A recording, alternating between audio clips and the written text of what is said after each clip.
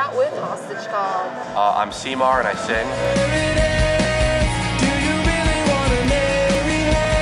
So on the tour, there's been multiple sold out shows. How does it make you feel to know that your fan base is rapidly growing from there? It's awesome.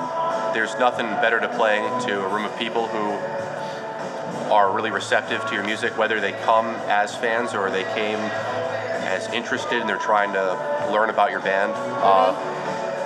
We appreciate all the support we get, and it's been a real blast.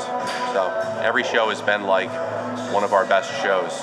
Now I understand that you guys released a 7-inch split with Anit-Flag, and you guys will be on tour with them soon this spring. Yep. How did that all come about? I don't know how Anit-Flag first found out about us, but they asked us to play 2 shows on the way to Crazy Fest. Nice. We played those 2 shows, then they asked us to do a European tour with them. We were like, oh, tight.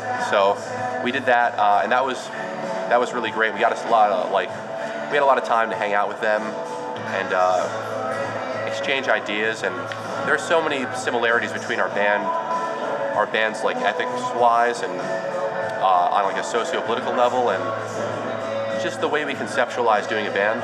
And they brought up to us like doing the split with Branded Rebellion, which was a B-side off of The General Strike.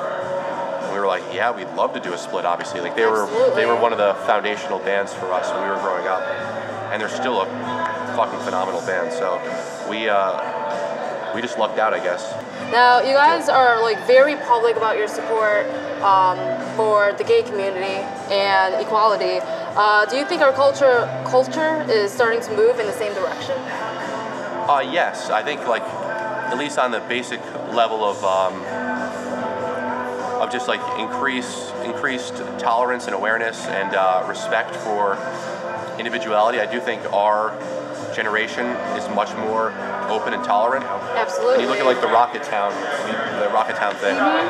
You know, people had no idea that there was such an intolerant stance on same-sex marriage, on agnosticism, on all that. So. And it really offended the people who go there to see shows, who think they're supporting a great DIY punk space or whatever, you know? What is one thing that never gets old while you're performing on stage? I mean, people like stage diving or having fun, like, I don't think that'll ever really get old. It's just always great.